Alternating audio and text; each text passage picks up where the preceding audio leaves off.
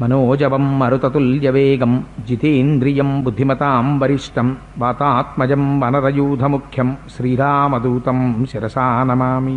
హరి ఓం. పరమేశ్వర స్వరూపమైన సభకి నమస్కారం. ఎక్కడో మంగళధ్వని వినపడుతుంటే ఏదో విషయం జ్ఞాపకానికి వస్తోంది నాకు ఊహల్లో. మరి కొద్ది రోజుల్లో శ్రీమద్ రామాయణం పూర్తి చేసేశాక స్వామికి మహాసామ్రాజ్య పట్టాభిషేక కార్యక్రమాన్ని ప్రారంభం చేస్తాం కదా. ఆ రోజు గోపాలకృష్ణ గారు ఒక అందమైనటువంటి ప్రణాళికని రచించారు పెద్దల యొక్క ఊహ మేరకు. మనకి మెయిన్ రోడ్లో టౌన్ హాల్కి ఎదురుగుండా ఉన్నటువంటి శ్రీ సీతారామచంద్రమూర్తి వారి దేవస్థానంలో రామచంద్రమూర్తి యొక్క పరివారం అంతా ఉన్నారు. సుగ్రీవుడు, అంగదుడు మొదలైనటువంటి మూర్తులన్నీ ఉన్నాయి. అక్కడ పొద్దున్నే 6 గంటలకి స్వామి రథం ఎక్కుతారు. ఎక్కిన తరువాత ఆ మహాసామ్రాజ్య పట్టాభిషేకం కోసమని యథార్థమునకు నాతో గోపాలకృష్ణ గారు అన్నారు, కోటేశ్వరారు అవి ఎక్కువ మందిని కూర్చోపెట్టడం అంటే కష్టమైపోతుందండి, అంతమందితో క్రతువు, అందుకని చాలా పరిమితంగా మాత్రమే కూర్చోపెట్టే ప్రయత్నం చేద్దాము అన్నారు. అంటే నేను అన్నాను, ఏమండి ఇంత శ్రీరామాయణం పాపం ఇంత కుతూహలంగా విన్నారు కదా అందరూ, విన్న తరువాత మరి మహాసామ్రాజ్య పట్టాభిషేకానికి సాధ్యమైనంత ఎక్కువ మందిని కూర్చోపెడితే బాగుంటుంది అని నేను అనుకుంటున్నాను. ఎందుకంటే సామ్రాజ్య పట్టాభిషేకానికి కూర్చోవడం అంటే జీవితంలో ఎన్ని జన్మాంతర సుకృతములు ఉంటే తప్ప కుదిరేటటువంటి విషయం కాదు కదా పీటల మీద. అందుచేత అవి సాధ్యమైనంత ఎక్కువ మందికి అవకాశం ఇవ్వండి అన్నాను. అంటే అవి ఎన్ని ఇవ్వచ్చు మ్యాక్సిమం అని నానా మల్లగుల్లాలు పడ్డాం. ఇందులో ఆ క్రతువు సామాన్యమైన క్రతువు కాదు, అద్భుతమైనటువంటి క్రతువు. అది ఆనాడు రామచంద్రమూర్తికి పట్టాభిషేకం ఎలా జరిగిందో సమానంగా అంత అందంగా నడిపించడం కోసమని. అంటే మనకి వానరులు వెళ్ళి 500 నదుల జలాలు తెచ్చేవాళ్ళు లేరుగా, మంత్రాలతో ఉపాసన చెయ్యడం కోసమని ఆ రోజున ఏదో ఒక 200 టిక్కెట్లు వరకు మాత్రమే ఇవ్వగలనండి, అంతకన్నా ఇస్తే చాలా కష్టమైపోతుంది ఆర్గనైజేషన్ అన్నారు. అది కూడా యథార్థమే. అందుకని అవి సాధ్యమైనంత మ్యాక్సిమం టికెట్లు ఒక 200 టికెట్లు మాత్రమే ఇవ్వాలి అని అనుకుంటున్నారు. దానికి ఒక్కదానికి మాత్రమే రుసుము నిర్ణయించారు. ఎందుకంటే పురుషార్థము అంటే మహాసామ్రాజ్య పట్టాభిషేకంలో గృహస్థు యొక్క సొమ్ము పడాలి అని. కానీ దాన్ని వేల మీద నిర్ణయిస్తే చాలా ఇబ్బంది పడిపోతారని చెప్పి దాన్ని నిజంగా ఎంత ఎక్సర్సైజ్ చేశారంటే గోపాలకృష్ణ గారు 250 రూపాయలకి మనిషికి నిర్ణయం చేశారు. ఆ రోజు ఉదయం సామ్రాజ్య పట్టాభిషేకంలో పాల్గొనేటటువంటి దంపతులు, ఇతర భక్తులు కలిసి ఆ రథంతో పాటు బయలుదేరి వస్తాం. వస్తే ఆనాడు ఎలా రామచంద్రమూర్తి నందిగ్రామం నుంచి అయోధ్య వచ్చారో అలాగే ముందు వేదం చదువుతూ పండితులు నడుస్తారు. ఆ వెనక ఈ 250 రూపాయలు టిక్కెట్లు కట్టినటువంటి గృహస్థులు ఎవరున్నారో వాళ్ళు కలశలు పట్టుకుని వాళ్ళు నడుస్తారు. ఆ వెనక వారి భార్యలు పుష్పాలతో కూడినటువంటి బుట్టలు పట్టుకుని సువాసినులు వాళ్ళు నడుస్తారు. ఆ వెనక కన్నెపిల్లలు నడుస్తారు. ఆ వెనక పెద్దలు నడుస్తారు. ఆ మధ్యలో రథం నడుస్తుంది. దాని ముందు మంగళధ్వని వెడుతుంది. ఆ వెనకాతల భక్తులందరూ ఉంటారు. రామనామం చెప్తూ ఆ రథం సరయూ నదిని దాటినట్టే ఆ ఓవర్ బ్రిడ్జిని దాటి ఇటువైపుకి వచ్చి అయోధ్య ప్రవేశం చేసినట్టే ఆలయంలోకి వస్తుంది. వచ్చిన తరువాత అందరికీ కూడా ఇందులో పాల్గొనేటటువంటి దంపతులకు రక్షాబంధనాలు కట్టి క్రతువుని ప్రారంభం చేస్తారు. 11 గంటలు అందరూ కూర్చోగలరో కూర్చోలేరు అని ఆ వైఖానసులు శాస్త్రం తెలిసినటువంటి మహాపండితులతో మాట్లాడి ఒక అందమైన ఏర్పాటు చేశారు. వరుణి ఆచార్యులకిచ్చి ఆ రోజు అందరికీ ఇక్కడే ఏర్పాటు చేసి అందులో పాల్గొనేటటువంటి వారందరికీ భగవంతుడికి రామచంద్రమూర్తికి ఆ రోజున బాలభోగం చేసినటువంటి ప్రసాదాన్ని పలహారంగా ఇవ్వాలి అని ఇచ్చి మధ్యాహ్నం మళ్ళీ స్వామికి మహానైవేద్యం పెట్టినటువంటి ప్రసాదాన్ని భోజనంగా ఇవ్వాలి అని అది మళ్ళీ ఒక్కొక్క కలశ అవి అందులో పాల్గొనేటటువంటి గృహస్థులు ఆ కలశ పట్టుకెళ్ళి అభిషేకానికి ఇస్తారు. స్వామికి ఆనాడు పట్టాభిషిక్తుడవుతుండగా 500 నదుల జలాలతో అభిషిక్తుడైనట్టే ఈ గృహస్థులు పట్టుకెళ్ళిచ్చినటువంటి కలశలలో ఉన్న జలాలతో స్వామి అభిషిక్తుడవుతాడు. అభిషిక్తుడై ఆ మహాసామ్రాజ్య పట్టాభిషేకం అగ్నిహోత్రంలో హవిస్సులు ఇస్తారు.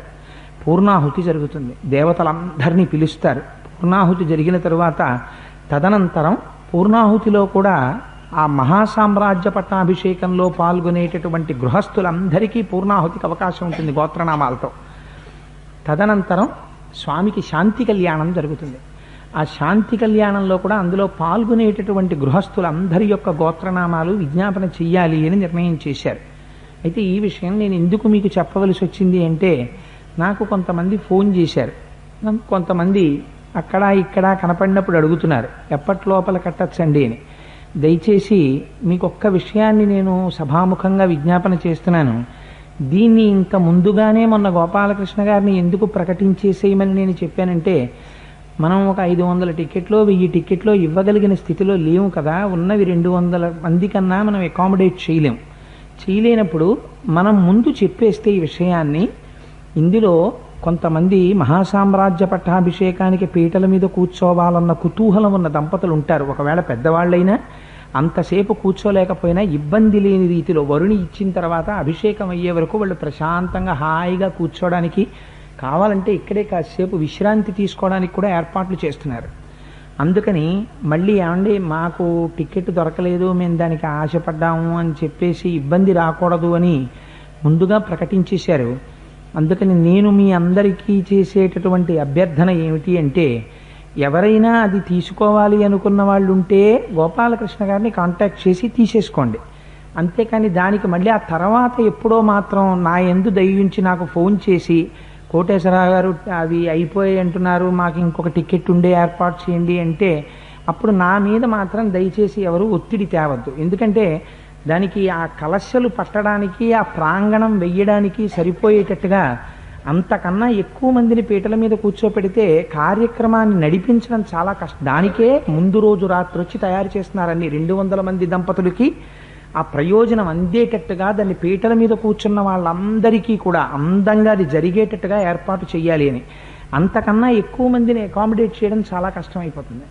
అందుకని నా విజ్ఞాపన ఏంటంటే, నన్ను ఎక్కడో కనపడినప్పుడు మా ఆఫీస్లో లేకపోతే నాకు ఫోన్ చేసి ఈ విషయంలో ఇబ్బంది పెట్టద్దు. నేను ఎందుకు ఇంత స్పష్టంగా ఈ విషయాన్ని నేను కూడా చెప్పవలసి వచ్చింది అంటే, ఇందులో నా ప్రమేయం ఏమి ఉండదు. ఆ తర్వాత కోటేశ్వరరావు మీరు మాకు కూర్చుంటాం పీటల మీద, మాకు తెలియలేదు, టైం అయిపోయిందిట, అయిపోయాయిట అని అనద్దు. అవి ఖాళీలు ఉండగానే ఎవరైనా చేసుకుందామని కుతూహలం ఉంటే, ఒకవేళ 200 మంది రాకపోయినా ప్రమాదం ఏం లేదు, జరిగిపోతుంది. రామచంద్రమూర్తి తెలిసి ఎలా చేయించుకోవాలో పట్టాభిషేకం, దాని గురించి చింతే లేదు. ఇప్పుడు యాజ్ ఇట్ ఈస్గా ఉన్న పరిస్థితి ఏమిటంటే, రేపొద్దున్న సుందరకాండ దగ్గర నుంచి రామాయణం మహోజ్వలమైనటువంటి స్థితిని పొందేస్తుంది. ఇంకా పొందేసిన తర్వాత పట్టాభిషేకం పీటల మీద కూర్చోవడం అంటే నేను ఏదో 250 రూపాయలు కడతారని చెప్తున్నానని అనుకోకండి. నేను ఎప్పుడు ద్రవ్యం కోసం ఆశపడేవాడిని కాను, నాకు అటువంటి ప్రయోజనాలు అక్కర్లేదు. అది సామాన్యమైన విషయం కాదు. ఎన్ని కోట్ల జన్మల పుణ్యమో ఉంటే మహాసామ్రాజ్య పట్టాభిషేకంలో కూర్చునే అదృష్టం కలుగుతుంది.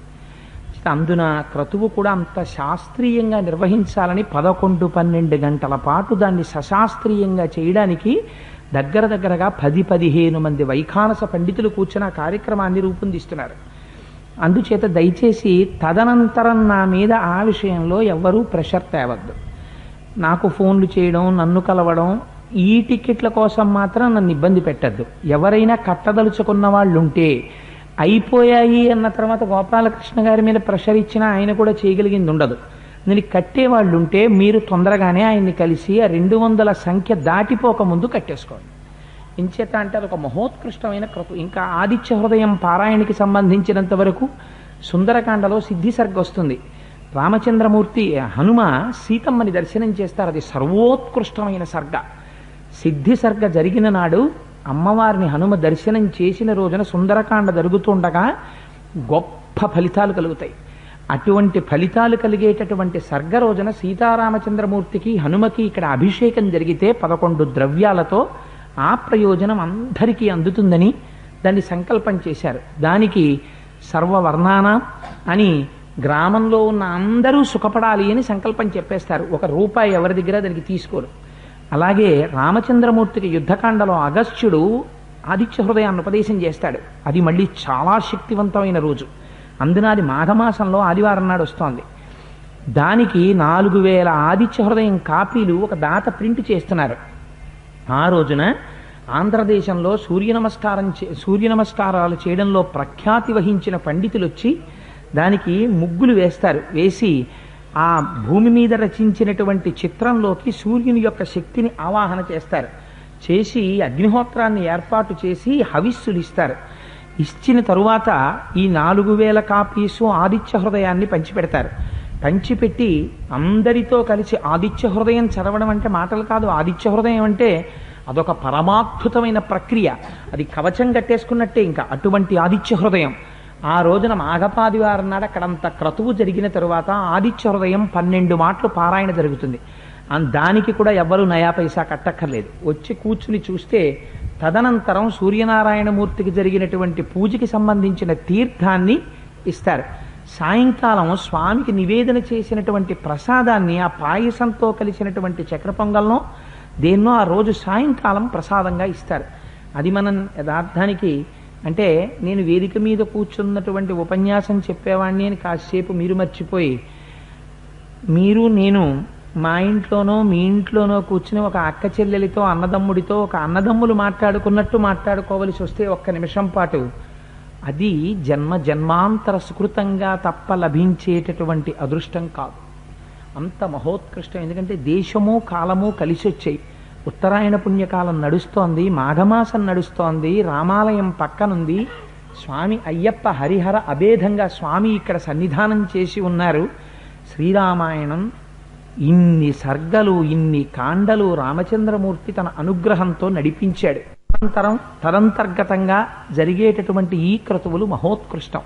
ఎందుకు నేను ఈ విషయాన్ని ఇవాళ ఇంకొకసారి విజ్ఞాపన చేశాను అంటే నన్ను కొంతమంది అడిగారయా ఆ డేట్లు మాకు ముందుగా చెప్తే భార్యలకి ప్రతిబంధకం లేకుండా చూసుకుంటామండి.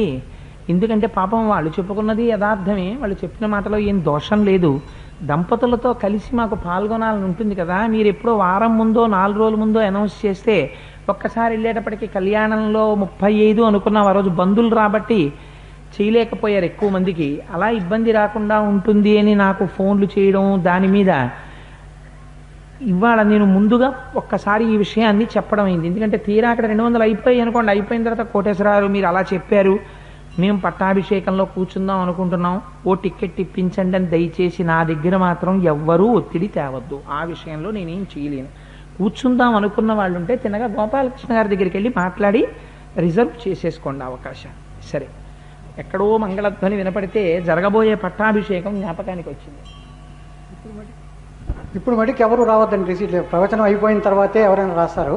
ఇప్పుడు మటుకు ఎవరు రావద్దండి ప్లీజ్. ఎందుచేత ఈ మాట చెప్పానంటే అందులో ఏవో 50, 60 అప్పుడే అయిపోయాయి, ఇంకా ఉన్నవి తక్కువ. ఆ తర్వాత మళ్ళీ నన్ను ఇబ్బంది పెడితే నేను ఇబ్బంది పడవలసి వస్తుంది, ఇది చెప్పలేక సమాధానం అని ముందుగా నేనే ప్రకటన చేసేసుకున్నాను. సరే, అందుచేత ఇంకా శ్రీరామాయణంలోకి ప్రవేశిస్తే అపదామపహర్తారం దాతారం సర్వసంపదాం లోకాభిరామం శ్రీరామం భూయో భూయో నమామ్యహం.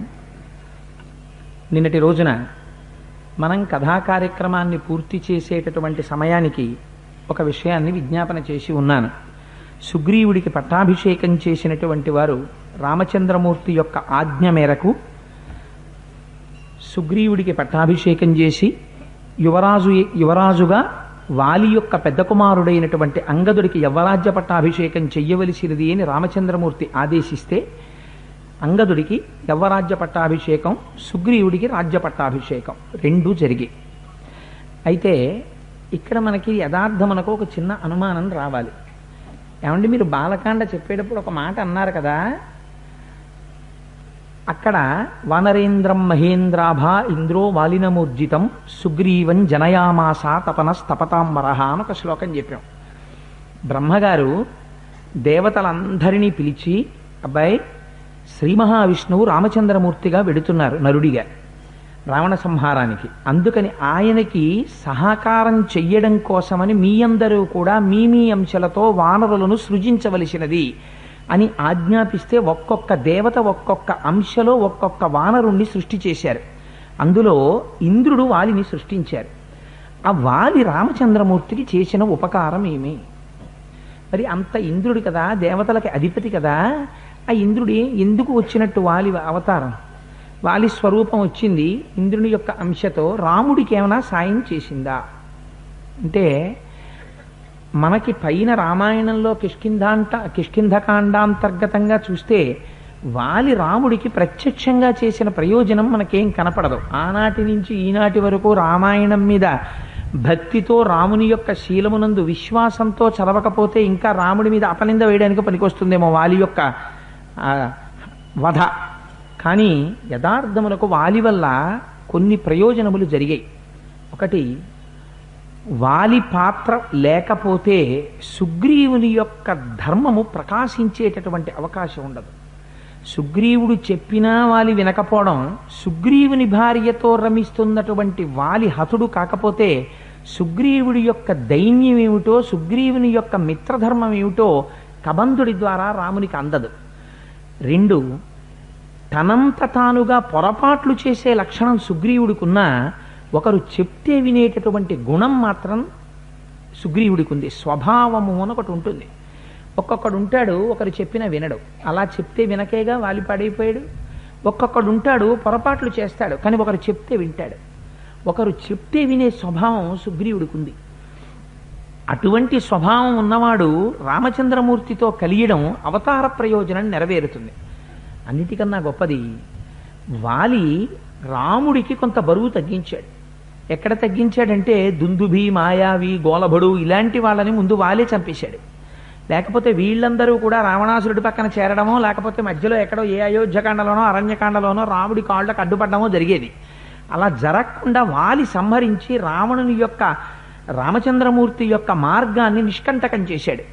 అందుకని పైగా ఆంతరమునందు చూస్తే ఇంద్రియ ప్రవృత్తి ఎలా పతనం చేస్తుందో, ఈశ్వరుని యందు భక్తితో ఉండడం అనేటటువంటిది ఎలా ఉద్ధరిస్తుందో, స్కాంద పురాణాంతర్గతమైనటువంటి బ్రహ్మవరంతో కలిపి అది లేనటువంటి రామాయణాన్ని కలుపుకుని చెప్పుకున్నప్పుడు మన జీవితానికి ఒక నిర్దేశాన్ని చేసుకోవడానికి వాలి యొక్క జీవితం ఉపకరిస్తుంది. అది ఒక అభిజ్ఞానంగా నిలబడిపోతుంది. అందుచేత ఆ కోణంలో వాలి యొక్క జీవితం ఉపయోగపడుతుంది. ఎందుకంటే ఈ కోణంలో కొంతమందికి అనుమానం ఉంటుంది, వాలి ఉపయోగం ఏమిటి చేసినట్టు బాలకాండతో చూస్తే అని. చేత ఆ కోణంలో వాలి ఉపయోగం చేసినట్టే. సరే, సుగ్రీవుని యొక్క పట్టాభిషేకం జరిగింది. నిన్నటి రోజు పూర్తి చేసినప్పుడు మనం ఒక మాట చెప్పుకున్నాం. రామచంద్రమూర్తి సుగ్రీవుడితో ఒక మాట చెప్పారు. సుగ్రీవా, 4 నెలలు నువ్వు సంతోషంగా ఈ వర్షాకాలం అంతా ఆనందమయమైనటువంటి జీవితాన్ని గడిపి, తదనంతరం కార్తీక మాసం వచ్చిన తరువాత మాత్రం మిత్రుడికి చేయవలసినటువంటి ప్రత్యుపకారాన్ని జ్ఞాపకం పెట్టుకుని నన్ను వచ్చి కలిసి సీతాన్వేషణం చెయ్యడంలో ఏమరపాటు లేకుండా ప్రయత్నం ప్రారంభం చెయ్యి. 4 నెలలు గడువివ్వడానికి కారణమేమిటి? ఒకటి, ప్రధానమైన కారణం, చాలా కాలంగా సుగ్రీవుడు కష్టపడి ఆ పర్వత ప్రాంతాల్లో తిరుగుతున్నాడు, కట్టుబట్టతో బయటికి పంపించేస్తే. ఇన్నాళ్ళకి రాజ్యం లభించింది, భార్య లభించింది, ఒక మధురమైనటువంటి పదార్థాలు లభించాయి. అందుచేత సుగ్రీవుడు సుఖపడడానికి సమయం ఇవ్వాలి. కాలము కూడా అలాగే కలిసి వచ్చిందని వర్షాకాలం. వర్షాకాలంలో యుద్ధం చేసేటటువంటి రాజులు కూడా యుద్ధాలు చెయ్యడం మానేసి కొంతకాలం ఆగుతారు. ఆఖరికి ఎన్నడూ కూడా ఒక చోట నిలబడకుండా అలా దేశాంతరం ప్రయాణం చేస్తూ లోకమునకంతటికీ కూడా తమ యొక్క ధర్మోపదేశాల్ని చేస్తూ తమ జీవితాల్ని ఉపదేశం చెయ్యడానికే పణంగా పెట్టి తాము ఏ భోగము అనుభవించడానికి ఇష్టపడక 10 మంది యొక్క జీవితాల్ని ఉద్ధరించడమే ధ్యేయంగా పెట్టుకున్నటువంటి సన్యాసులు కూడా ఆ చాతుర్మాస్యంలో ఎక్కడికి వెళ్లకుండా ఒకచోట ఉండిపోయి ఆ చాతుర్మాస్యం చాలా జాగ్రత్తగా ఉపాసన చేసుకుంటూ జీవితాన్ని గడుపుతారు. ఎందుకంటే తిరగడానికి ఆనుకూల్యం ఉండదు. నీళ్లు వరదల కింద వెళ్ళిపోతుంటాయి, ఒక పక్క మేఘాలు కురుస్తూ ఉంటాయి.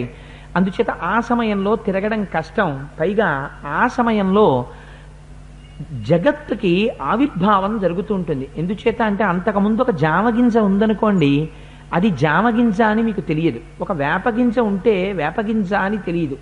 అసలు ఈశ్వరుడు ఉన్నాడు అనడానికి మీకు ఉదాహరణ ఎక్కడ అంటే అక్కడే దొరుకుతుంది. ఎందుచేత అంటే ఒక కుంకుడు గింజ నేలలో పడుంది, దానికి ఒక వాన బిందువు తగులుతుంది, అక్కడ ఒక కుంకుడు చెట్టు వస్తుంది, పక్కనే ఒక మల్లె తీగ పుడుతుంది. ఈ కుంకుడు చెట్టుని మల్లెతీగ అల్లుకుంటుంది. రెండింటికి ఎంత తేడా, ఒక్క జానెడు తేడా. ఇక్కడ కుంకుడు చెట్టు, దాని పక్కన మల్లెతీగ. అక్కడే పుట్టినటువంటి కుంకుడు చెట్టుకి కాసేటటువంటి కుంకుడుకాయలు చేదుగానే ఉంటాయి.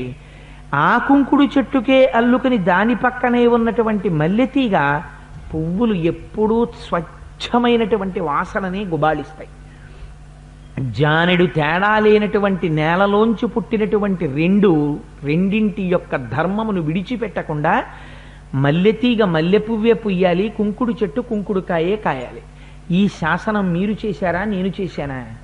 ఈ ప్రత్యుత్పత్తి మీరు చేశారా, నేను చేశానా? ఆ నీటి బిందువు తగిలేటప్పటికీ వర్షాకాలంలో ప్రత్యుత్పత్తి మొదలవుతుంది. పైగా భూమి యొక్క సూక్ష్మమైన రంధ్రాలలో బతికేటటువంటి అనేక ప్రాణులు ఆ కన్నాల్ని విడిచిపెట్టి పైకొస్తాయి. అందుకే వాన పడేటప్పటికి ఎక్కడి నుంచి వస్తాయో తెలియదు, ఎన్ని వానపాములు బయటకు వచ్చేస్తాయో.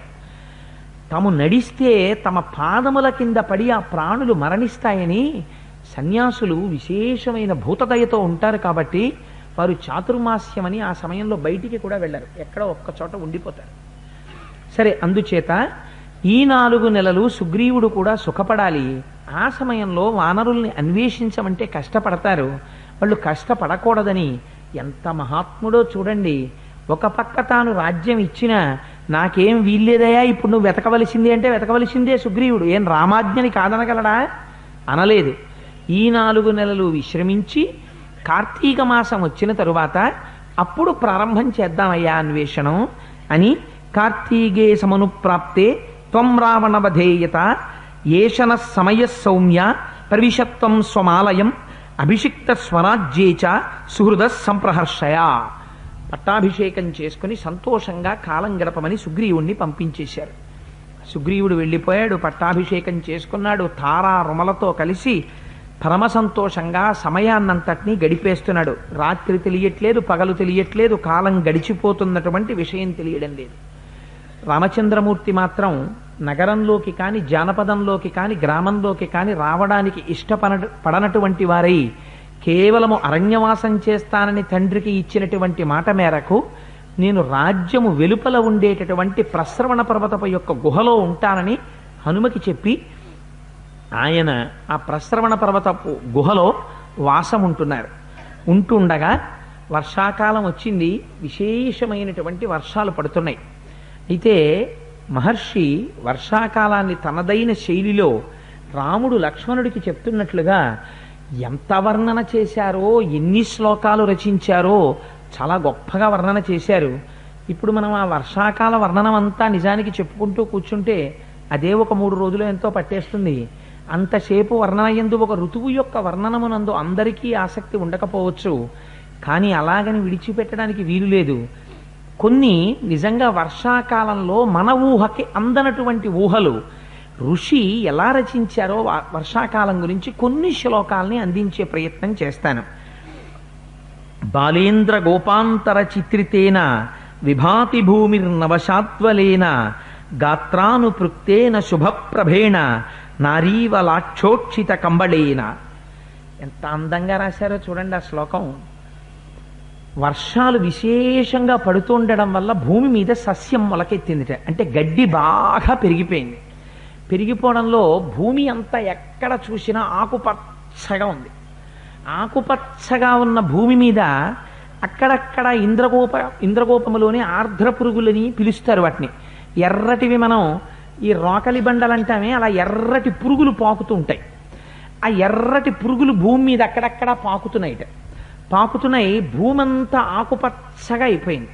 అప్పటి వరకు ఎండాకాలం, ఆ ఎండాకాలము చేత భూమి తప్తమైపోయింది. ఉన్న గడ్డి పరక కూడా ఎండిపోయింది. ఎండిపోయినటువంటి భూమి మీద వర్షాలు పడుతుంటే గడ్డి విశేషంగా మొలకెత్తింది. ఇది చూస్తే అనిపిస్తోందిట, మహర్షి అంటారు, భూమి ఆకుపచ్చటి చీర కట్టుకుంటే దాని మీద అక్కడక్కడ ఆర్ద్ర పురుగులు కనపడుతుంటే ఎర్ర బుటాల ఆకుపచ్చ చీర భూదేవి కట్టుకుందా అని అనిపిస్తోంది అన్నారు.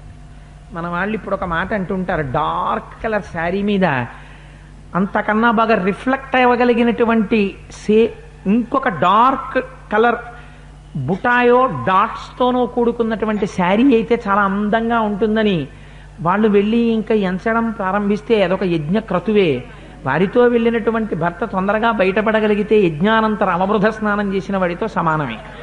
అందుకని ఋషి కూడా దాన్ని ఎంత అందంగా మాట్లాడారో చూడండి. అంత గడ్డితో కూడినటువంటి భూదేవి దాని మీద అమ్మ అలాంటప్పుడు మీరు అటు చూడకండి, నాకు ప్రమాదం. దాని మీద ఇంద్రగోప పురుగులతో కూడినటువంటి భూమి ఎర్రటి బుటాలతో కూడినటువంటి ఆకుపచ్చ చీర కట్టుకుందా అన్నట్టుగా ఉందిట అని. వహంతి వర్షంతి నదంతి భాంతి జాయంతి నృత్యంతి సమాశ్వసంతి నద్యోఘనామత్త గజావనాంత ప్రియా విహీనాః సికిన ప్లవంగమాః. నిజంగా ఋషికి ఎక్కడి నుంచి వస్తాయో ఈ ఆలోచనలు వర్షాకాలం గురించి. ఎంత అందంగా మాట్లాడారో చూడండి. ముందు పాదం అంతా జరుగుతున్నవి, వెనక పాదం అంతా దేనివల్ల జరుగుతున్నాయో ఏది పొందుతోందో. వహంతి వర్షంతి నదంతి భాంతి జాయంతి నృత్యంతి సమాశ్వసంతి నద్యో ఘన మతగజ వనాంత ప్రియా విహీనాః సికినః ప్లవంగమాః. ఏం జరుగుతోందట? నదులన్నీ ప్రవహించి వెళ్ళిపోతున్నాయిట. ఘన అంటే మేఘములన్నీ వర్షంతి కురిసేస్తున్నాయిట. మత్తగజాహ ఏనుగులన్నీ నదంతి పెద్ద శబ్దం చేస్తున్నాయిట. వనాంత వనముల యొక్క మధ్య భాగములన్నీ భాంతి ప్రకాశిస్తున్నాయిట. ఎందుకని? ఆ వర్షం పడంలో చిగురులేసాయి, ఆకులేసాయి, పువ్వులు పూస్తున్నాయి, ప్రకాశించిపోతున్నాయిట ఆ వనములన్నీ. ప్రియా విహీనాః పక్కన భార్యలు లేనటువంటి వాళ్ళు ధ్యాయంతి. ధ్యానం అంటే ఏమిటో తెలియని వాడు కూడా ఇప్పుడు ధ్యానం చేస్తున్నట్ట. దేని గురించి? బయట వర్షం పడుతోంది, పక్కన భార్య లేదు, అందుకని ప్రియురాలు గురించి ధ్యానం చేస్తున్నట్ట. ప్రియా విహీనాః ధ్యాయంతి సికినః నృత్యంతి. నెమళ్ళు ఈ వర్షం పడుతుంటే నెమలికున్న ఔదార్యం ఏమిటో కానీ లోకమునకంతటికి వర్షం పడితే నెమలి నాట్యం చేస్తుంది ఆనందంతో. లోకం సుఖపడితే తాను ఆనందించే ప్రాణులు కొన్ని ఉన్నాయి, అందుకే వాటికి అంత పవిత్రత వచ్చింది. కదంబ వృక్షం ఒకటి అటువంటి వాటిల్లో. అందుకని ఆ నెమలి నాట్యం చేస్తోందిట. సికినః నృత్యంతి. ఇంకా ప్లవంగమాః వానరములన్నీ సమాశ్వసంతి చాలా సంతోషంగా ఉన్నాయిట. ఎందుకని? సుగ్రీవుడికి రాజ్యం వచ్చేసింది, రాజుగారు కులాసాగా ఉన్నారు. ఆఫీసర్ గారు ఎక్కడికైనా క్యాంపుకి వెళ్ళడమో లేకపోతే ఆఫీసర్ గారి కోసం ఎవరో వచ్చి 4 గంటలకి ఆఫీసర్ గారితో మాట్లాడుతున్నారండి, లోపల మీటింగ్ అవుతోందో గంట వరకు ఎవరితోనూ మాట్లాడరు, బయటికి రావడం కుదరదు, ఎవరిని లోపలికి రావద్దన్నారు, ఛాంబర్ బయట రెడ్ లైట్ వేశారు, ఇంపార్టెంట్ మీటింగ్ అవుతోందన్నారు అనుకోండి, ఆ రోజు వాడి రొట్టె విరిగి నీతిలో పడిపోయినట్టే. ఆఫీసర్ గారు బయటికి రారు, ఆఫీసర్ గారు ఎవరిని పిలవరు, కాబట్టి అర్జెంటు పని ఉంటే 4ంటికి వెళ్ళిపోవచ్చు. అలా సుగ్రీవుడు చాలా సంతోషంలో ఉన్నాడు, ప్రభువు చాలా సంతోషంలో ఉన్నాడు. కాబట్టి ప్రభువు చేత పరిపాలింపబడుతున్న వారు చాలా సంతోషంతో ఉన్నారు. కాబట్టి వానరులందరూ సేద తీరుతున్నారు, పరమ ప్రశాంతంగా ఆనందంగా ఉన్నారు. బయటపడుతున్నటువంటి వర్షం ఎంతమందికి ఎన్ని రకాల ఆనందాన్ని ఇస్తోందో ఋషి తనదైన శైలిలో దర్శనం చేశారు. దర్శనం చేసి ఆ వర్షం ఎంతమందికి ఎన్ని రకాల ఆనందాల్ని కల్పిస్తోందో చూపిస్తారు. చూపిస్తూ ఆయన అంటారు, చూడవయ్యా ఎంత ఆశ్చర్యకరంగా ఉందో ఈ వర్షాకాలం అని ఒక చిత్రమైనటువంటి శ్లోకం ఒకటి చెప్తారు.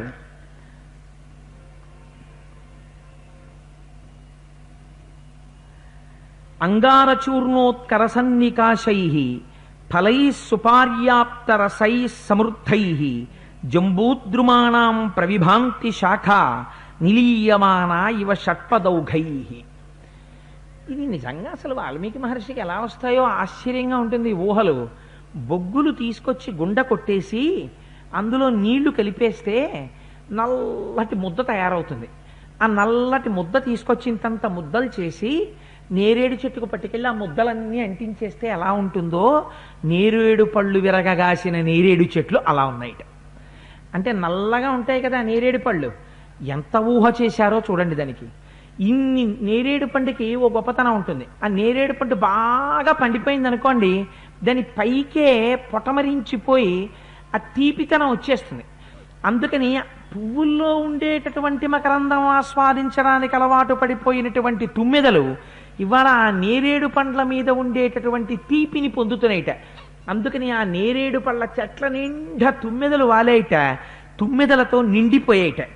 నిండిపోతే తటిత్పతాకాభిరలంకృతాన మదీర్ణ గంభీర మహారవాణాం విభాతి రూపాణి వలాహకానాం రణోజ్జతానాం ఇవ వారణానాం అని ఇవ వానరాణాం. ఎంత చిత్రంగా ఉన్నాయంటేట మబ్బులు ఆకాశంలో వచ్చేస్తున్నప్పుడు సాధారణంగా మబ్బులన్నీ వేసేసి ఇంకా వర్షం కురిసేస్తుంది అనుకున్న సమయంలో ఎక్కడి నుంచి వచ్చేస్తుందో గాలి వచ్చేసి దుమ్ము ధూళి అన్నీ ఎగిరిపోతాయి, ఎండుటాకులన్నీ ఎగిరిపోతుంటాయి, ఇంకా గాలి గట్టిగా వీసేస్తూ ఉంటుంది, ఆకాశం అంతా మబ్బులు వచ్చి చీకటైపోతుంది, తళుక్కనొక్క మెరుపు మెరుస్తుంది. అప్పుడు ఎక్కడివాడు కూడా గబగబా స్పీడ్గా ఇంకా ట్రాఫిక్ లైటు పసుపు పడుతున్నా సరే వెళ్ళిపోతుంటారు, ఇంటికి వెళ్ళిపోతాం తొందరగా వర్షం వచ్చినప్పుడు పడిపోతాయని. అలా వెళ్ళిపోతుంటే మనందరికీ తొందర జ్ఞాపకానికి వస్తుంది, పడేటటువంటి వర్షం జ్ఞాపకానికి వస్తుంది. ఋషి అంటారు అవి ఎలా ఉన్నాయంటేట మబ్బులు యుద్ధానికి వస్తున్నటువంటి రథాల్లో ఉన్నాయిట. ఆ రథాలకి కట్టినటువంటి ధ్వజాలు మెరుస్తుంటాయి కదా, ఆ పతాకాల అలా మెరుస్తున్నట్లు పతాకాల అన్నట్టుగా మెరుపులు ఉన్నాయిట. అవి వచ్చేస్తుంటే రథాలు వచ్చేస్తుంటే దుమ్ము రేగిపోతుంది కదా, అలా మబ్బు వచ్చేస్తుంటే గాలికి దుమ్ము రేగిపోతోందిట. ఇవన్నీ చూస్తుంటే లక్ష్మణ నాకేం జ్ఞాపకానికి వస్తోందో తెలుసా, ఎప్పుడెప్పుడు రావణాసురుడి మీద యుద్ధం చేద్దామా అని పొంగిపోతున్నటువంటి వానరుల యొక్క శక్తి జ్ఞాపకానికి వస్తోందయా అన్నారు. ఏమిటి మాటలో గొప్పతనం? 4 నెలలైన తరువాత నా కోసం యుద్ధం చేసి ప్రాణం పెట్టడానికి సిద్ధంగా వానరులు ఉన్నారు. మిత్రుణ్ణి విశ్వసించడం అంటే అది. ఎందుచేత అంటే రాముడికి ఒక అనుమానం కూడా రావచ్చు యథార్థానికి, ఏమో 4 నెలల సమయం ఇచ్చాం, 4 నెలల సమయం తర్వాత యుద్ధం చేయడం అనేటప్పటికీ మనకెందుకు వచ్చిన యుద్ధం, ఇదేమన్నా మన వానర రాజ్యం కోసమా, ఆయన భార్య కనపడకపోతే మధ్యలో మనం రావణాసురుడి మీదకి యుద్ధానికి వెళ్ళడం ఎందుకు, వాడేం సామాన్యమైన వీరుడా, రేపు పొద్దున్న వాడేసిన బాణాల్లో మనం పోతే ఎందుకు వచ్చింది మనకి అని మెడికల్ లీవ్ పెట్టేవాడు మెడికల్ లీవు, ఆపరేషన్లు చేయించుకునేవాడు ఆపరేషన్లు, అప్పుడే అందరూ సిక్ అయిపోతే హాస్పిటల్స్లో జాయిన్ అయిపోతే, లేకపోతే రావడానికి విముఖులైపోతే కనపడకుండా పారిపోతే అని అనుమానాలు రావచ్చు కదా. ఈ అనుమానం లేకుండా స్నేహితుడి యందు లేశమాత్రమైనటువంటి శంక కూడా పొందకుండా వాళ్ళు తన కోసమని యుద్ధం చెయ్యడానికి అంత ఉత్సాహంగా ఉన్నారు అని భావించడం రామచంద్రమూర్తి యొక్క నిష్కల్మషమైనటువంటి హృదయాన్ని చాటుతుంది. బయట మేఘం ఒకరు అడిగారా అడగలేదా అని వర్షించడమే ప్రయోజనమైనటువంటి మేఘమునకు ఎంత ఔదార్యం ఉందో రాముని యొక్క మనస్సు కూడా అంత నిష్కల్మషంగా ఉంటుంది స్నేహంలో. అందుకని ఆయనకి వేరొక అనుమానం రాదు. మేఘాన్ని చూస్తే యుద్ధం చెయ్యడానికి సన్నద్ధులైనటువంటి వానరులు జ్ఞాపకానికి వస్తున్నారు. రామచంద్రమూర్తి యొక్క శీలం ఎటువంటిదో చూపిస్తుంది ఆ శ్లోకం. అందుకని అలా ఉన్నారయ్యా అంటారు. మనం ఎప్పుడూ అరణ్యాలకు వెళ్ళి అరణ్యంలో మనం ఎప్పుడూ ఉండలేదు. అరణ్యవాసం నిజంగా ఆ చెట్ల మధ్యలో ఆ అరణ్యాల్లో ఓ కుటీరం కట్టుకుని ఓ 2 రోజులు ఎవరైనా ఓ హెర్మిటేజ్ అద్దెకిస్తే, దానికి ఒక ప్రణాళిక రచించుకుంటున్నాం కదమ్మా, అందుకని ఒక హెర్మిటేజ్ అద్దెకిస్తే ఓ కుటీరం కట్టుకుని ఆ కుటీరంలో చక్కగా ఋషుల్లాగే ఉండి దానికి ఒక ప్రణాళిక వేసుకుంటున్నాం మేము అలా చేద్దామని ఓ 4 రోజులు. అయితే బాబాయ్ దానికి ఎవరు పేర్లు ఇవ్వకండి, దానికి అది it's not for general public, అది ఏదో ఒక 4 స్నేహితుల కుటుంబాలు పెడదామని అనుకుంటున్నాం. అరణ్యంలో చక్కగా ఓ కుటీరం వేసుకుని ఆనాడు ఋషులు ఎలా ప్రవర్తిస్తారో అలా ఒక 4 రోజులు నిజంగా ఋషిపత్నుల్లాగే భార్యలతోటి అలా నారచీరలే కట్టుకుని అలాగే తడిపి నారచీరలు ఆరేసుకుని అలాగే చెట్ల కింద కూర్చుని సంధ్యావందనాలు చేసుకుని అలాగే ఏటి ఒడ్డుకెళ్ళి ఏట్లో స్నానం చేసి ఆ చెట్ల కింద కూర్చుని పురాణ ప్రబంధాలు చదువుకుంటూ రామాయణాది కావ్యాలో మహాభాగవతం ఇలాంటివి ఏదో 4 రోజులు ప్రవచనం చేసుకుని సాత్వికమైనటువంటి ఆహారాన్ని అక్కడ తీసుకుని ఒక్క 4 రోజులు అలా గడిపి సాయంకాలం ఆ కుటీరాల్లో కూర్చుని ఆ వెళ్ళిపోతున్నటువంటి పక్షుల్ని, కొండల మీద పరిగెత్తేటటువంటి జింకల్ని, వాటినన్నింటినీ చూస్తూ, అయితే మరి ఇవన్నీ బాగానే ఉన్నాయో పెద్దపులు రాదా అంటే అలాంటివి రాని రక్షిత ప్రాంతాలను ఎంచుకుని అక్కడ ఉండి జాగ్రత్తగా గడపగలిగితే అరణ్యం అంటే ఏమిటో నిజంగా ఎంత ఆనందంగా ఉంటుంది. అప్పుడు అసలు నిజంగా అలా ఉంటే ఎంత గమ్మత్తుగా ఉంటుందో చూడండి. అలాంటప్పుడు మనం ఎన్నడూ దర్శనం చేయలేని వాటిని ఊహ చేత మనకి దర్శనం చేయిస్తున్నారు మహర్షి. ఎంత గమ్మత్తుగా ఉంటుందో చూడండి ఆ శ్లోకం. నిజంగా మార్గానుగశైల వనానుసారి సంప్రస్థితో మేఘ రవం నిశమ్య యుద్ధాభికామ ప్రతినాగశంకి మత్తో గజేంద్ర ప్రతిసన్నివృత్త. ఇది వాల్మీకి మహర్షికే చెల్లింది ఈ శ్లోకం. ఆయన అంటారు, పెద్ద ఏనుగొకటి మదగజం పడుకునుందిట. పెద్ద వర్షం వచ్చేసి మేఘాలు కురిసేస్తున్నాయి. కురిసేస్తుంటే ఏనుక్కి లెక్క వాన పడుతుంటే ఆ వానకి తడిసిపోతూ హాయిగా అలా పడుకుందిట. అది మదించిన ఏనుగు. ఇంతలో ఎక్కడో మేఘం పెద్ద చప్పుడు చేసిందిట, పిడుగుపడినట్టు. అప్రమత్తంగా ఉన్న ఏనుక్కి ఆ చప్పుడు వినపడిందిట. ఆహా, ఇంకొక మదగజం కూడా అరుస్తోంది ఎక్కడో, దాని మదం అణిచేస్తాననుకుందిట అని అంత వర్షంలో కూడా లేచి తన తొండాన్ని ఇలా పైకెత్తి పట్టుకొని తాను కూడా పెద్దగా ఘీంకరిస్తూ ఎక్కడి నుంచి అరిచిందా ఏనుగో అని ఆ అరణ్య మార్గాన్ని పట్టి పెద్ద పెద్ద అరుపులు అరుచుకుంటూ ఘీంకరిస్తూ నడిచి వెళ్ళిపోతోందిట. కొంత దూరం వెళ్ళిన తరువాత మళ్ళీ ఒక్కసారి ఆ మేఘం చప్పుడు చేసిందిట. చేస్తే ఓహో మేఘమా ఉరుముతున్నది, మరొక మదగజం కాదనమాట అని తొండాన్ని దింపేసి మెల్లగా నడుచుకుంటూ వెనక్కి వచ్చేసి తను ఎక్కడ బయలుదేరిందో అక్కడికొచ్చా ఏనుగు పడుకుంది. వర్షాకాలంలో ఏనుగులలో వచ్చేటటువంటి చిత్ర విచిత్రమైన ఆలోచనల్ని మనకి దర్శింపజేశారు. మీరు ఒక్కసారి కళ్ళు మూసుకొని నిజంగా అలా ఏనుగు వెడుతున్నట్టు వస్తున్నట్టు ఊహించండి. ఎప్పుడైనా వాన పడుతుంటే మనకు అలాంటి ఊహలు వస్తాయా? బాల్కనీలోంచి పైన ఒడియాలు తడిసిపోయామో, దండం మీద బట్టలు తడిసిపోయామో, ఈ దిక్కుమాల ఆలోచనే తప్ప అలా ఏనుగు ఎడుతున్నట్టు ఏనుగు వెనక్కి వస్తున్నట్టు ఎప్పుడు వస్తుంది మనకు ఆలోచన? ఎంత అందం నిజంగా ప్రకృతి ఎలా పరవశిస్తుందో ఋషి తనదైన శైలిలో వర్ణిస్తారు నిజంగా. అందుకని ఈ మాట చెప్పి ఆయన అంటారు, స్వనైర్ఘనానాం ప్లవగాహ ప్రబుద్ధ విహాయ నిద్రాం చిరసన్నిరుద్ధాం అనేక రూపాకృతి వర్ణనాద నవాంబుధారాభిహతానదంతి. రంగురంగుల కప్పల్ట, తోకలున్న కప్పల్ట, పొడుగు పొడుగు కప్పల్ట. చెట్టు కప్పలని సామర్లకోటలోనే పనిచేసేటప్పుడు మా స్నేహితుడు చూపిస్తుండేవాడు. కోటేశ్వరారు ఇది చెట్టు కప్ప అన్నట్టు ఉండేవాడు. చెట్టు కప్పలనేవి చెట్ల మీద ఉంటుంటాయి. ఆ చెట్టు కప్పలు, ఆ కప్పల కింద భాగం అంతా తడిగా ఉంటుంది, మరి అదేం గమ్మత్తో. రకరకాల కప్పలు, రంగురంగుల కప్పలు, బెకబెక చప్పుళ్ళు చేసే కప్పలు, కళ్ళు పెద్ద పెద్ద కనపడే కప్పలు, బోదురు కప్పలని ఇంతంత కప్పలు, ఇంకా బెకబెక రాత్రి మొదలెడితే తెల్లారే వరకు ఆపని కప్పలు, ఈ కంఠాల కిందున్నే తిత్తులు పైకి కిందకి వెడుతుంటే కనపడే కప్పలు, పెద్ద పెద్ద గెంతులు గెంతే కప్పలు, గెంతని కప్పలు, కదిపిన కదపని కప్పలు, చూస్తే భయం వేసే కప్పలు. ఇన్ని రకాల కప్పలు ఇన్నాళ్ళ నుంచి ఎక్కడ దాక్కున్నాయో తెలియదుట. రాళ్ల కింద ఉన్నాయిట, చెట్ల మొదళ్లలో ఉన్నాయిట, చెట్ల తొర్రల్లో ఉన్నాయిట.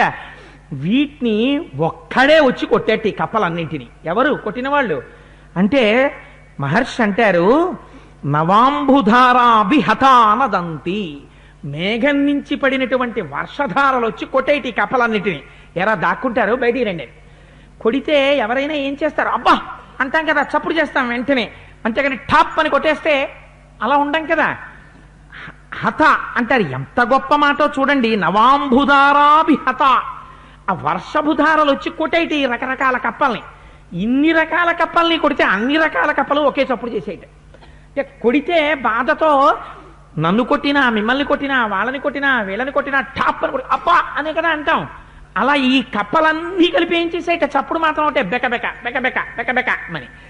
వర్షపు ధారలు కొడితే కప్పలన్నీ ఒకే రకం చప్పుడు చేస్తున్నాయా, కప్పలు మాత్రం అనేకం. ఎన్ని రకాల కప్పలు బయటికి వచ్చాయో అంటారు. నిజమే, అప్పటి వరకు మన సందులోనే ఉన్నాయి ఇన్ని కప్పలని మనకి తెలియదు. సైక్లోన్ వార్నింగ్ ఇచ్చి 2-3 రోజులు వాన పడినివ్వండి, ఎక్కడి నుంచి వస్తాయో తెలియదు. ఆ గోడ పక్క ఈ గోడ పక్క వానలు పడతాయి, ఆ చిమ్మెట్టలవి ఎక్కడి నుంచి పుట్టేస్తాయో తెలియదు. ఈ రెక్క పురుగులు ఇన్నాళ్ళు ఎక్కడున్నాయిరా అనిపిస్తుంది మనకి.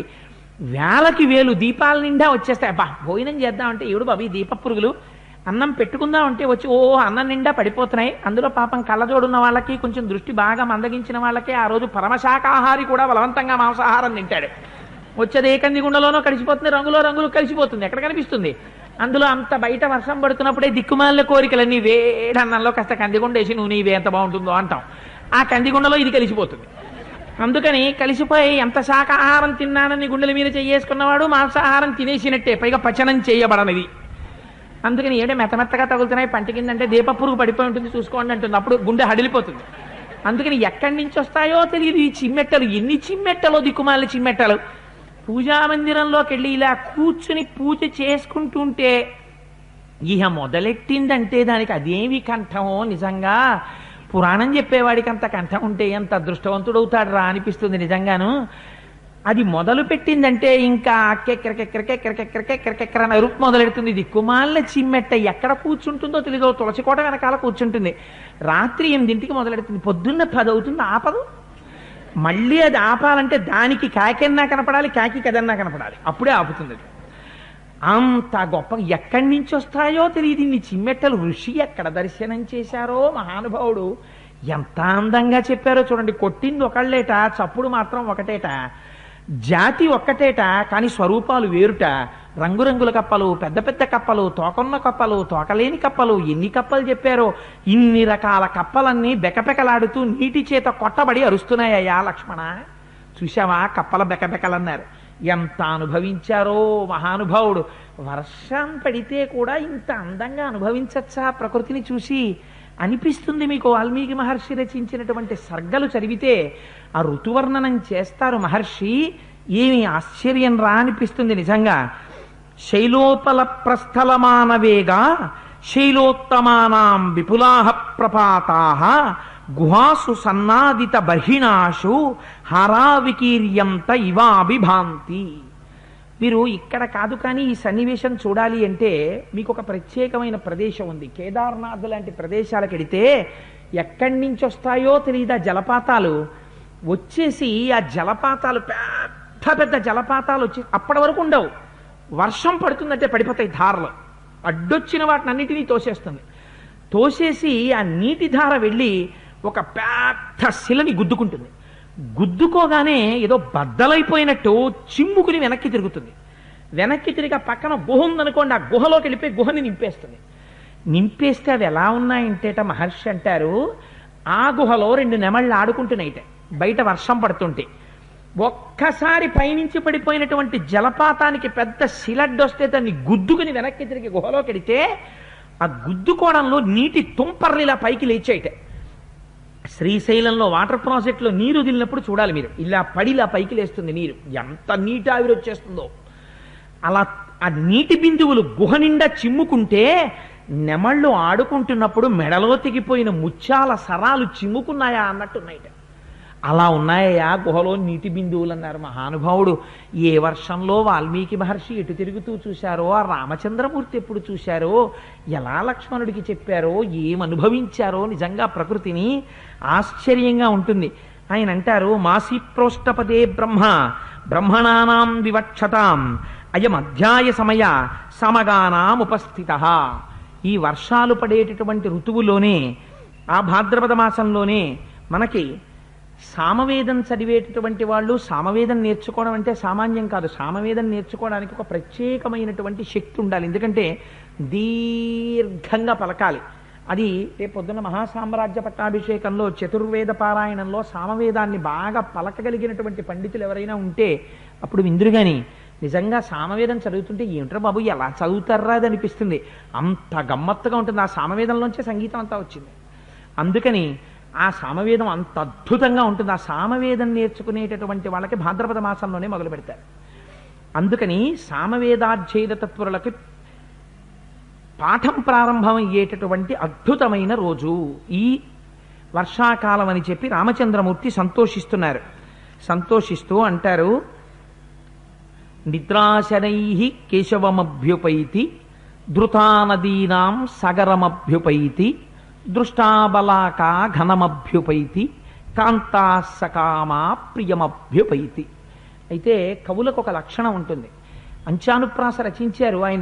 ఆయన వెయ్యనిది లేదు వాల్మీకి మహర్షి. అంచానుప్రాస చేశారు, వృత్తానుప్రాస చేశారు, అన్ని రకాల ప్రయోగాలు చేశారు. ప్రయోగం గురించి ఒక మహాకవిని చెప్తే వాళ్ళ మనస్సు చిన్నబుచ్చుకుంటుంది. శబ్ద ప్రయోగం గొప్పదిగా చెప్పుకోరు, భావ ప్రయోగమే గొప్పది. ఆయన ఎంత దర్శనం చేశారో చూడండి. నిద్రాశనై కేశవమభ్యుపైతి. నిద్ర మెల్లమెల్లగా మెల్లమెల్లగా కదిలి కేశవుణ్ణి చేరుకుంటోందిట శ్రీ మహావిష్ణువుడు. ఆయనకి నిద్ర వస్తోందనరు. ఆయనకి నిద్ర వస్తే తమోగుణం అయిపోతుంది, మనకి నిద్ర వస్తుంది. ఎందుకు? మన ఇంద్రియాలు అలసిపోతాయి కాబట్టి. కాదుట, నిద్రే కదిలి శ్రీ మహావిష్ణువుని పొందుతోందిట. ఎందుకని? ఆషాఢమాసంలో స్వామి శయన ఏకాదశి అని పడుకుంటారు. పడుకోవడం అంటే మనలా ఆయన కూడా నిద్రపోతారని కాదు, ఆయన కూడా ఇంద్రియాలు అలిసిపోయి ఒళ్ళు తెలియని స్థితిలో పడుకుంటారని కాదు. మరింత జాగ్రత్తగా లోకాన్ని గమనిస్తారు. అందుకని నిద్రాశనై కేశవమభ్యుపైతి ధృతానదీనాం సగరమభ్యుపైతి. నది వేగంగా వేగంగా ప్రవహిస్తూ వెళ్ళిపోతోందిటే. వెళ్ళిపోవడంలో కూడా మహర్షి ఎంత గొప్పగా దర్శనం చేశారో తెలుసా? నది కాంతాస్వరూపంగా చెప్తాం, సాగరాన్ని పురుష స్వరూపంగా చెప్తాం, సంగమం పవిత్ర స్థానంగా చెప్తాం. ఆ నది తన భర్త దగ్గరికి సంగమం కోసమని వర్షాకాలంలో పడిన నీటి చేత వేగంగా పరిగెడుతుంది. వేగంగా వేగంగా భర్త దగ్గరికి వెళ్ళిపోతున్నప్పుడు మరి భర్త సమాగమాన్ని అపేక్షించి పరిగెడుతున్నటువంటి పతివ్రత అయిన ఉత్తమ కాంత మంచి అలంకారం చేసుకుని పరిగెత్తాలి కదా. ఏమిటిట ఆ అలంకారం అంతా అంటే చెట్ల మించి పడిపోయినటువంటి పూల గుత్తుల్ని, తాను విరిచి తీసుకెళ్ళిపోతున్నటువంటి చెట్లని, చెట్ల కొమ్మల్ని, చెట్ల పువ్వుల్ని, చక్రవాక పక్షుల్ని, నదుల యొక్క తీరాల్ని కోసేస్తూ పరుగు పరుగున తన ప్రియ సమాగమం కోసం వెళ్ళిపోతోందిట. అందుకని ధృతానదీనాం సగరమభ్యుపైతి దృష్టాబలాక ఘనమభ్యుపైతి. అదేమి సంతోషమో కానీ మరి అన్ని పక్షులు పడుకుంటాయి వర్షాకాలం వస్తే. కొంగలు పెద్ద బారుల కింద ఇలా గొలుసుల్లా కట్టుకుని, మన పట్టణాల్లో కనపట్టలేదు కానీ మీరు పల్లెటూళ్ళల్లో చూడాలి, ఎంతంత పెద్ద పెద్ద గొలుసుల్లాగా ఉండి, చిన్నతనంలో మేము జాలిపూడిలో చూస్తుండేవాళ్ళం. అవి ఆకాశంలో వర్షం అంతా పడిపోయిన తర్వాత ఈ కొంగలన్నీ లేచి ఆ నల్లటి మబ్బుల మీద తెల్లటి కొంగలు వెళ్ళిపోతుంటాయి. దాన్ని హృదయం ఉన్న ఈ కవి అయితే ఆ వెళ్ళిపోవడాన్ని కూడా శబ్దాల్లోకే తెచ్చి అనుభవించారు ఆధునిక కవుల్లో కూడా మహానుభావుడు. నల్లని మబ్బులు బారులు బారులు, తెల్లని కొంగలు బారులు బారులు ఒక మహానుభావుడు రచించాడు. వాల్మీకి నుంచి స్ఫూర్తి పొందారేమో. నిజమే, నల్లని మబ్బులు గుంపులు గుంపులు, నిజమే కదా, గుంపులు గుంపులుగా మబ్బులు వెళ్ళిపోతుంటాయి. తెల్లని కొంగలు బారులు బారులు, పెద్ద పెద్ద బారులు కిందేమో కొంగలు వెళ్ళిపోతుంటాయి. అవి ఇక్కడ దర్శనం అవదేమో బహుశా. అసలు కొంగలు ఎక్కడ కనపడతాయి మనకి? ఒకప్పుడు కాకినాడ అంటే దిక్కుమాల పేర కాకినాడ కాదు, దీన్ని కోకనదము. కోకనదము అంటే ఎక్కడ చూసినా సరోవరాలే, ఎక్కడ చూసినా ఎర్రకలువలే. ఎర్రకలువలు వికసించినటువంటి సరోవరాలతో కూడిన పట్టణం కాబట్టి దీన్ని కోకనదము అని పిలిచారు. ఆ తర్వాత ఎందుకైపోయిందో తెలియదు. ఓ గుర్రన్నాడా అన్న అర్థం ఉంది, కాకినాడ అయి కూర్చుంది. ఎవడో కో కెనడా అన్నాడు. ఆ కో కెనడా కాకినాడ అయిందండి. ఇంకోటి చెప్తే మాత్రం మనకి చాలా సంతోషం కదా. పాశ్చాత్య సంస్కృతి అప్పటి నుంచి అలవాటైపోవడం మొదలెట్టయింది. అంది కోకనదం వదిలేసుకొని కాకినాడ చేసుకున్నాం దాన్ని తెచ్చుకుని మనం. సరే, అందుచేత అది ఋషి అంటారు దృష్ట్వా బలాక ఘనమభ్యుపైతి కాంతా సకామ ప్రియమభ్యుపైతి. పతివ్రత అయినటువంటి కాంత ఆ ఋతువు యొక్క ప్రభావం చేత మెల్లమెల్లగా భర్త కౌగిటిలోకి చేరిపోతోందిట. అందుచేత వర్షాకాలము యొక్క గొప్పతనం ఇదయా అని చెప్పి అపిచాతి పరిక్లిష్టం చిరాద్దారై సమాగతం ఆత్మకార్యాగరీయస్త్వా వక్తుం నేచ్ఛామి వానరం స్వయమేవ హి విశ్రమ్య జ్ఞాత్వా కాలముపాగతం ఉపకారంచ సుగ్రీవో వేత్స్యతే నాత్ర సంశయః. నాయనా లక్ష్మణ, చాలా కష్టాలు పడ్డాడయా సుగ్రీవుడు. ఎన్ని కష్టాలు పడ్డాడు! ఇన్నాళ్ళకి కదా రాజ్యం లభించింది. అందుకని నేను విశ్రాంతి తీసుకోమని చెప్పాను. నాకు సుగ్రీవుని యందు విశ్వాసం ఉంది. కార్తీక మాసం వచ్చి ఆకాశమంతా మళ్ళీ ప్రశాంత పడిపోతుంది. వర్షాలు కురిసేటటువంటి మేఘాలు వెళ్ళిపోతాయి. శరత్కాల మేఘం అని వస్తుంది. అది ఇంకా నల్లగా ఉండదు, తెల్లటి దూది పింజల కింద వెళ్ళిపోతుంటాయి. వాటి వల్ల ఇబ్బంది ఉండదు, వర్షం కురవదు. అందుచేత అదిగో ఆ శరత్కాలం వచ్చినప్పుడు తప్పకుండా మళ్ళీ వచ్చి మనకి ఉపకారం చేస్తాడయా సుగ్రీవుడు అని రామచంద్రమూర్తి చెప్తున్నారు. చెబుతుండగా అక్కడ సుగ్రీవుడు ఒడలు తెలియనటువంటి స్థితిలో ఆనందాన్ని అనుభవిస్తున్నాడు. అనుభవిస్తున్నటువంటి సమయంలో హనుమ సుగ్రీవుడి దగ్గరికి వెళ్ళారు. వెళ్ళి, ఎందుకని వర్షాకాలం పూర్తయిపోయింది. వర్షాకాలం శ్రావణ మాసం విశేషమైనటువంటి వర్షాలు. ఆ శ్రావణం వెళ్ళిపోయింది, కార్తీక మాసం ప్రారంభమైపోయింది. అయిపోయి కార్తీక మాసం వెన్నెలు ఎక్కువ. అందుకని యుద్ధం చేసేవాళ్ళు కూడా యుద్ధం మొదలెట్టేస్తారు, ఉపాసన చేసేవాళ్ళు ఉపాసన మొదలు పెడతారు. శరన్నవరాత్రులు అని అమ్మవారి ఉపాసన ప్రారంభమైపోతుంది. అవిద్యానాశనం జరిగి మొట్టమొదటి తమోగుణం నాశనం అవ్వాలి కాబట్టి అమ్మవారి ఉపాసనతోటే ప్రారంభం. అందుకని హనుమ మహానుభావుడు ఏ సమయమునకు ఏది జరగాలో తెలుసున్నవారు కనుక ఎవ్వరూ సుగ్రీవుణ్ణి వెళ్ళి కాలం దాటిపోతోంది సుమా అని చెప్పిన వాళ్ళు లేరు. హనుమ ఒక్కరే ముందు గుర్తించారు. ఇది మంత్రికి ఉండవలసినటువంటి లక్షణం. ఇది తన ప్రభువు ప్రమాదంలోకి వెళ్ళిపోతున్నాడు. బయట కాలంలో వచ్చిన మార్పుని గుర్తుపట్టలేదు. కార్తీక మాసంలో రాముడి దగ్గరికి వెళ్ళలేదు. వెళ్లకుండా ఇక్కడే భోగాన్ని అనుభవిస్తున్నాడు. అందుకని హనుమయే సుగ్రీవుడి మందిరానికి వెళ్ళారు. వెళ్ళి ఒక మాట చెప్పారు, సుగ్రీవ, రామచంద్రమూర్తి యొక్క అనుగ్రహం చేత రాజ్యాన్ని పొందావు. తదనంతరం ఇప్పుడు నువ్వు చెయ్యవలసింది మిత్రుడికి ప్రత్యుపకారం చెయ్యాలి. 4 విషయాల్లో రాజు ఎప్పుడూ కూడా అప్రమత్తుడై ఉండాలి. ఆ 4 విషయంలో ఉదాసీనంగా ఉండకూడదు రాజు. అవి కోశం, తన కోశాగారం ఎప్పుడు నిండుగా ఉండాలి ఐశ్వర్యంతో. సైన్యం తగినంత సైన్యం ఉండాలి. మిత్రుల ఎడల పరాకు పనికిరాదు రాజుకి. ప్రభుత్వం నడిపించడంలో శక్తియుతంగా ఉండాలి. ఎవడు పడితే వాడు ఎప్పుడు పడితే అప్పుడు ప్రభుత్వం జోలికి వెళ్ళడానికి వీలుండకూడదు. అంత శక్తియుతమైన ప్రభుత్వం అయి ఉండాలి. ఈ 4 లక్షణాలతో చాలా జాగ్రత్తగా ఉండాలి. నచకాలమతీతంతే నివేదయతి కాలవిత్ తరమాణోపి సంప్రాజ్ఞ తవ రాజ వశానుగ. రాముడు వర్షాకాలం గడిచిపోయింది. ఇప్పుడు నువ్వు రాముడి దగ్గరికి వెళ్ళాలి. నువ్వు వెళ్ళలేదు కనుక రాముడు నీకు జ్ఞాపకం చెయ్యాలి. రాముడు జ్ఞాపకం చేస్తే వేరొకలా ఉంటుంది. అలా జ్ఞాపకం చెయ్యకపోవడం రాముని యొక్క ఔదార్యం. భార్యని పోగొట్టుకుని రావణుడు అపహరిస్తే నువ్వు సహాయం చేస్తావని 4 నెలలుగా ప్రస్రవణ పర్వతపు గుహలో కూర్చున్నాడు. ఆ రాముడు సరేలే, అయిపోతే అయిపోయింది, కార్తీక మాసం ఇలా ప్రారంభం కాగానే బయటికి వచ్చేయాలని ఎక్కడుంది, పోన్లే పాపం సుఖపడుతున్నాడు అని ఓర్మి వహించి ఉన్నాడు. ఆ ఓర్మి దాటిపోకముందే నీ అంత నువ్వుగా వెళ్ళి రామదర్శనం చెయ్యడం మంచిది. తస్యత్వం కురువై కార్యం పూర్వంతేన కృతం తవ హరీశ్వర హరిశ్రేష్ఠ నాజ్ఞాపయితుమర్హసి. నువ్వే వానరులందరినీ ఆజ్ఞాపించు. 10 దిశలకి వెళ్ళి సీతమ్మ తల్లిని అన్వేషించమని చెప్పు. ఈ మాట నువ్వు ముందు చెప్తే నీ మర్యాద నిలబడుతుంది. రాముడొచ్చి నా కార్యం ఎందుకు చెయ్యలేదు అని అడిగితే ఆనాడు నువ్వు చేసినా మర్యాద నిలబడదు. ఎందుకని? నువ్వు కృతజ్ఞుడవై మాట తప్పిన వాడివి అయిపోతావు. ఆ పరిస్థితి నువ్వు తెచ్చుకోకు. అకర్తురపి కార్యస్య భవాన్ కర్తా హరీశ్వర కిం పునః ప్రతికర్తుస్తే రాజ్యేన చ వధేన చ. రాముడు నీకు 2 ఉపకారములు చేశాడు. నీకు బలమైన శత్రువు వాలి, ఆ వాలిని సంహరించాడు. అదే సమయంలో నీకు రాజ్యం ఇచ్చాడు. ఏమి 2 ఉపకారాలు? వాలి కుమారుడు సుగ్రీవుడున్నాడు, వాలి కుమారుడు అంగదుడున్నాడు. అంగదుడికి పట్టాభిషేకం చేయమని రామచంద్రమూర్తి చెప్తే కాదని సుగ్రీవుడు అనగలడా? నీకు రాజ్యం ఇచ్చాడు. నీ శత్రువైనటువంటి వాలిని వధించాడు. ఏకకాలమునందు నీకు 2 ప్రయోజనములను సమకూర్చాడు. ఆయన అడిగింది మొట్టమొదటే మీరు అగ్నిసాక్షిగా స్నేహం చేసుకున్నప్పుడే ఆయన అడిగాడు, నేను నీకు ఉపకారం చేస్తాను, నువ్వు సీతమ్మని అన్వేషించి పెట్టు అని అడిగాడు. ఆయన నీకు చేసినంత ఉపకారము యథార్థమునకు నీ నుంచి ఆయన ఆశించలేదు.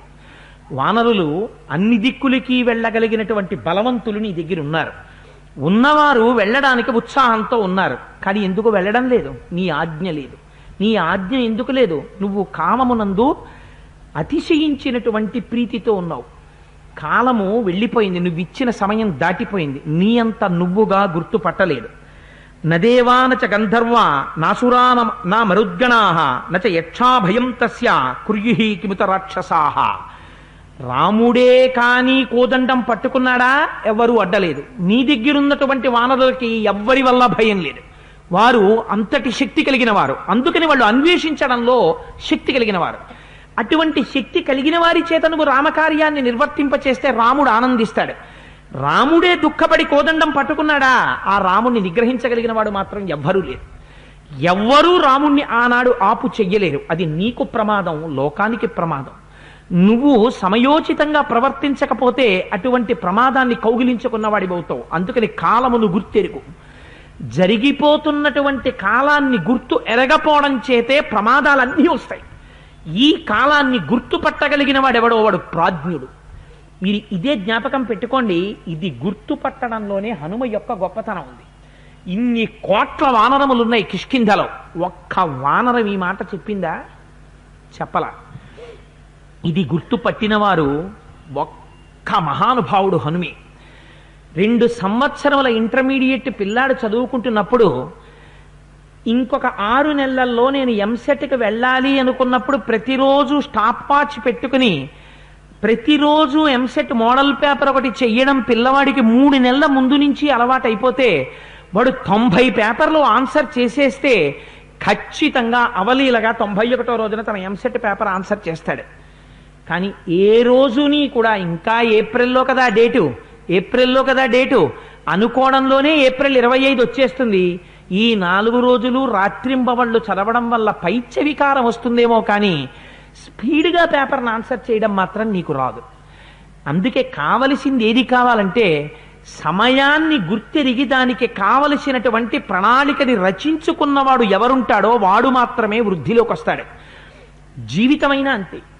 బాల్యము నుంచి ఒంట్లో ఓపిక ఉన్నప్పుడు యవ్వనంలో ఉన్నప్పుడే యవ్వనంలో ఉన్నటువంటి బలాన్ని కేవలము ఇంద్రియముల యొక్క సుఖానికి వాడడం కాకుండా ఆ ఇంద్రియముల యొక్క బలాన్ని ఈశ్వరుడి వైపుకి కూడా తిప్పిన నాడు నీ మనస్సుకి ఆలంబనం దొరుకుతుంది. నువ్వు కళ్ళు మూసుకుంటే తిరుమల దర్శనం చెయ్యగలవు, నువ్వు కళ్ళు మూసుకుంటే శ్రీశైలం వెళ్ళిపోగలవు, నువ్వు కళ్ళు మూసుకుంటే మానస పూజతో వారణాసిలో నువ్వు విశ్వేశ్వరుడికి అభిషేకం చెయ్యగలవు, నువ్వు కళ్ళు మూసుకుని పడక కుర్చీలో కూర్చుంటే ఏకాదశ రుద్రాభిషేకం చెయ్యగలవు, నువ్వు కళ్ళు మూసు కూర్చుంటే అయోధ్యకాండలో జరిగినటువంటి పాదుకా పట్టాభిషేక సర్గలు మనస్సులో గుర్తు తెచ్చుకోగలవు, నువ్వొక్కసారి మనస్సులో సంకల్పం చేస్తే రామచంద్రమూర్తికి మహాసామ్రాజ్య పట్టాభిషేకం చెయ్యగలవు. ఎందుకని? నీ ఒంట్లో ఓపిక ఉన్నప్పుడు నువ్వు చేశావు కనుక నీ మనస్సుకి అది అందింది కనుక దాన్ని పట్టుకుంటుంది మనస్సు. నీ ఓపిక ఉన్నప్పుడు నువ్వు లేదు కనుక నీకు వృద్ధాప్యంలో మనస్సుకి ఆలంబనంగా అది అందదు. నువ్వు ఏది ఇస్తున్నావో దాన్నే మనస్సు పట్టుకుంటుంది. ఇది కాలమును గుర్తెరుగుట. నీకు ఉన్న కాలమంతా చొప్పదంటి ప్రసంగాలకే సరిపోయింది, పనికి మాలిన మాటలకే సరిపోయింది, అక్కరలేని విషయాలకే సరిపోయింది. ఇప్పుడు మనస్సుని కొత్తగా ఈశ్వరుడి పాదాలు పట్టుకోమంటే వృద్ధాప్యం వచ్చేసిన తర్వాత చింత ఏర్పడిపోయిన తర్వాత ఎక్కడ పట్టుకుంటుంది? అందుకే ధూర్జటి ఎక్సలెంట్ ప్రిస్క్రిప్షన్ ఒకటి రాసేశారు సమాజానికి. దంతంబుల్ పడనప్పుడే తనువుయందారూఢియున్నప్పుడే కాంతాసంఘము రోయనప్పుడే జరాక్రాంతంబు కానప్పుడే వింతల్ మేన చెరించునప్పుడే కురుల్ వెల్వెల్ల కానప్పుడే చింతింపన్వలమీ పదాంబుజములన్ శ్రీకాళహస్తీశ్వర. ఎంత గొప్ప పద్యం! మా దొరగారికి ఎంతో ఇష్టం ఆ పద్యం అంటే. కాళహస్తీశ్వర శతకంలో దంతంబుల్ పడనప్పుడే, పళ్ళన్నీ ఊడిపోయిన తర్వాత ఇంకప్పుడు భగవంతుడి దగ్గరికి వెళ్ళి స్తోత్రం చేద్దామంటే నువ్వు ఒకటి ఉచ్చరిద్దాం అనుకుంటే అది శబ్దం ఇంకోటి బయటకు వస్తుంటుంది. దంతంబుల్ పడనప్పుడే తనువుయందు ఆరూఢియున్నప్పుడే, శరీరంలో శక్తి ఉన్నప్పుడు చెయ్యాలి ఈశ్వర కైంకర్యం. ఓపికంతా అయిపోయిన తర్వాత కొడుకు పట్టుకుంటే తప్ప నువ్వు తిరుమలలో ఆ ఎక్కడో ఉన్నటువంటి వైకుంఠం క్యూ కాంప్లెక్స్ దగ్గర నుంచి స్వామివారి యొక్క అంతరాలయం వరకు నడవలేనటువంటి స్థితి వచ్చేసిన తర్వాత అష్టదళ పాద పద్మారాధనానికి 2 గంటలు కూర్చోపెడదామంటే 2 గంటల సేపు వెళ్లకుండా ఉండలేనరా అని చిటికిని వేలెత్తేటటువంటి స్వరూపం నీకు వచ్చేసిన తర్వాత అప్పుడు నువ్వు ఇంకా తిరుమల వెళ్ళి చేసేదేముంది?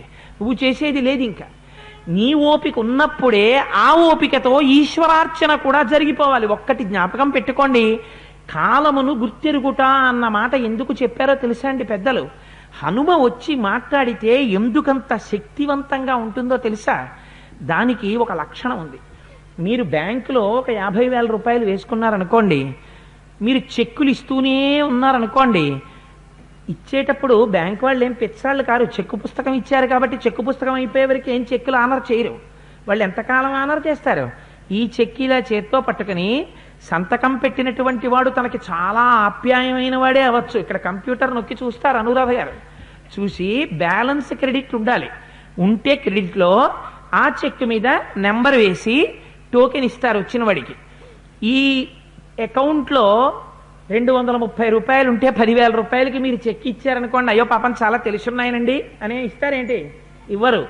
బౌన్స్ చేస్తారు చెక్ని. అయ్యా ఇందులో బ్యాలెన్స్ ఏం లేదండి పట్టుకుపోండి అంటారు. కేసు కోర్టుకి ఎడుతుంది, పరువు నష్టం దావా వరకు. అందుకని నువ్వు వాడేసుకుంటున్నావు. ఈ జన్మలో నీకు ఓపిక ఉంది, నీకు ఒంట్లో బాగుంది, ఒకనాడు చేసిన పుణ్యం అనుభవిస్తున్నావు. ఈ జన్మలో నీ బ్యాంక్ అకౌంట్లో డబ్బులున్నాయి, ఒకనాడు నువ్వు చేసిన పుణ్యము బ్యాంకులో డబ్బు రూపంలో ఉంది. ఈ జన్మలో నీకు పిల్లలున్నారు, ఈశ్వరానుగ్రహం ఉంది, నీకు పిల్లలున్నారు.